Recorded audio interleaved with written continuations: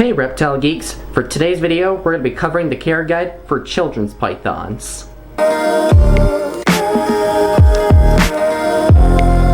Children's pythons are actually in a small Pythonidae family group of Anthoraceae, which actually are native to parts of northern Australia. So there are actually 3 different species in the Anthoraceae family. You got children's pythons, spotted pythons, and I'm pretty sure there's anthill pythons as well.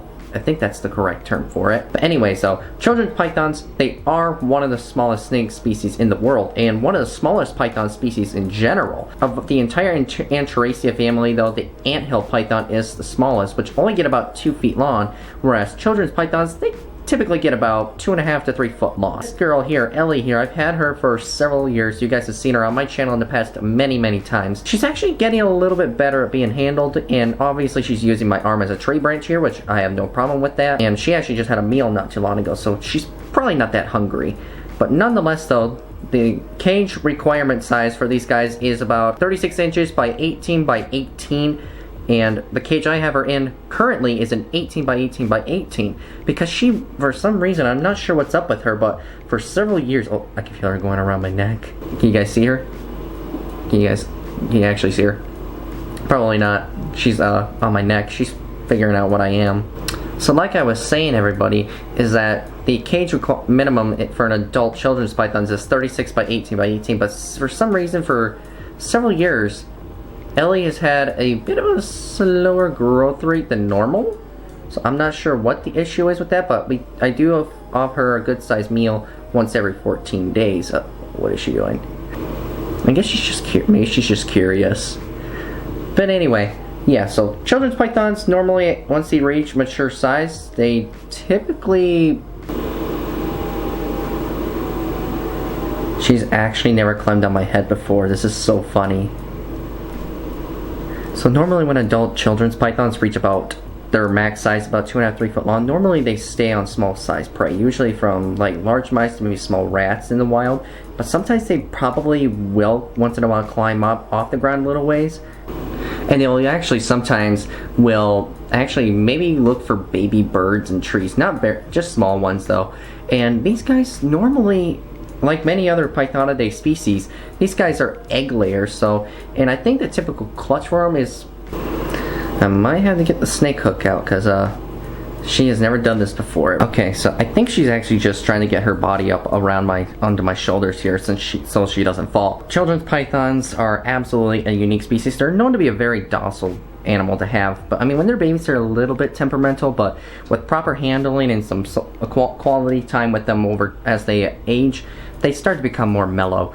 And Ellie was kind of like that when she was young. Believe it or not, she actually I actually met her at a reptile show when she was just itty bitty, when I actually brought a friend of mine with me down to a reptile expo in Grand Rapids. He actually bought her and he kept her for almost a year until he decided to reach out to me. He's like, hey, listen, unfortunately I don't have the time to help take care of her. Do you think you could take over for her? And I instantly jumped on board and brought her home, and several years later she's done pretty well here. But regardless though, children's pythons, the type of bedding they do require though is probably doesn't hurt to have like cocoa fiber bedding like what I use for a lot of animals. I use that in her enclosure as well, and it really does do great, by the way. Very good stuff. I do have the reptile bedding. I use it almost in every other snake enclosure that I have. I use it in a couple of my garter snakes enclosures, also my corn snake as well. So lighting. Since these guys are native to the northern regions of Australia, temperature is going to be very warm there. So I would imagine probably for basking spot, temperature range probably about 90 to 100 degrees, where a cool side is probably 75 to 80 degrees. So in humidity, somewhere between 20 and 80%. It's a little bit more dry during the day, but at nighttime but make sure it's a little more humid. And that's kind of how it is here in my room. During the day it's a little more dry, but at nighttime it gets a little more humid. Oh, what are you doing, girl? You want to climb up? Go ahead. Go ahead. And they're actually very good climbers, by the way. Sometimes they will climb up off the ground, actually searching for areas, whether if they want to search for food or other places to hide too. And Ellie, of course, in her enclosure, she does have a couple branches to climb up on, and sometimes she'll sit up there to bask during the day. And I got some bioactive plants in there as well, and a little cave for her to hide in too when she wants to go someplace else. Here. Look at that. Ain't she gorgeous? Isn't she beautiful? Oh, you gotta say hi to everybody? And yeah, she is a super curious snake, guys. These animals are pretty smart and, like I just said moments ago, very, very curious animals. And they're just oh. You want to take over the camera? You want to take it over? Okay, I better get her down because I think she's getting a little bit having too much fun. For lighting, obviously you need a heat bulb for your guys' terrarium here. Make sure it's at least minimum of 50 watts. For her enclosure, her light bulb wattage usage is about 60 watts, so it's perfectly fine. Oh, what are you doing? Oh my goodness gracious. I think I found my right camera person here. Sorry about that, everybody. She was getting a little bit too comfortable with the camera there. I had to, unfortunately, put her away.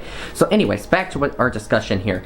So children's pythons are an amazing, I think, obviously they are a very great starter pet snake to have. If you want to get a python species that doesn't get quite as big like a ball python, children's pythons are a great option out there because, like I said, their size, they stay small, usually about 2 to no more than 3 foot long at max. Care requirement is actually low, so they obviously don't need high humidity like some other species of pythons and boas in other parts of the world. And these guys do have a great appetite, by the way, and these guys are known to, in captivity, they're mainly rodent eaters because normally most people wouldn't want to feed, you know, baby birds or anything like that to these guys, and since that's probably what some of them will eat in the wild, in captivity we recommend frozen thawed rodent. In the diet for them, as for juveniles, a baby one should be offered a meal once every 5 to 7 days, and a full-grown and adult should be offered one every, like, 14 days. And that's what I feed Ellie, you guys. I feed her on a proper schedule every 14 days, so I don't risk actually overfeeding her and she doesn't become overweight,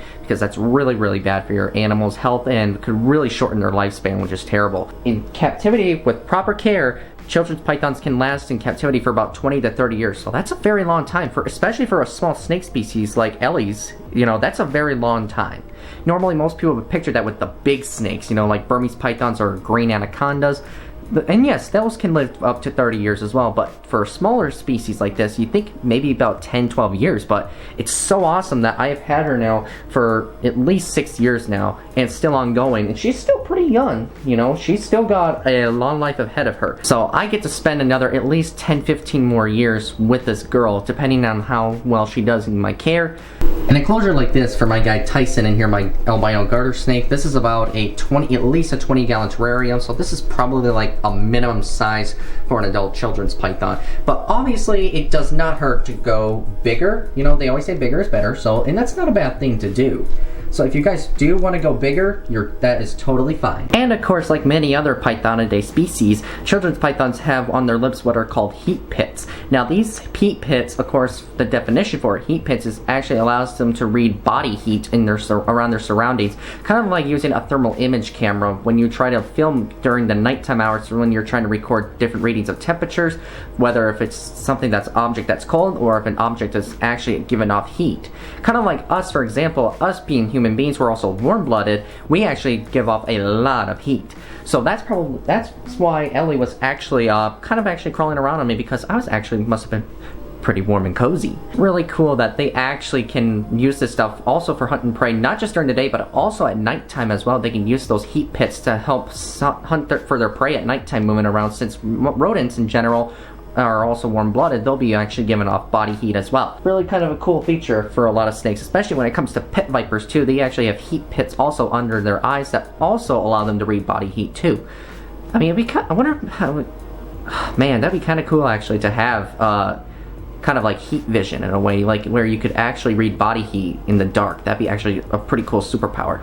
Let me know what you guys think. Do you think that'd be a really cool power to have, just like these guys? So many people own different species of pythons here across the country, and they are all in different sizes and different species. But if you guys really do want a small species of Pythonidae to own, children's pythons are a great option. But also in the Enteracia python species, Enteracia family, there are spotted pythons and anthill pythons that actually stay just slightly a little bit smaller too, if you guys want to actually look into those as well. So with this video, everybody, I think I all covered as much as I could about taking care of children's pythons. So if you guys enjoyed this video, feel free to smash that like button, everyone. And if you're new to this channel, don't forget to hit that subscribe button for me and turn on that notification bell if you guys haven't done that. And make sure, everybody, you guys share this video too. And with this, everybody, we got one more message to share with you all from my girl, Ellie.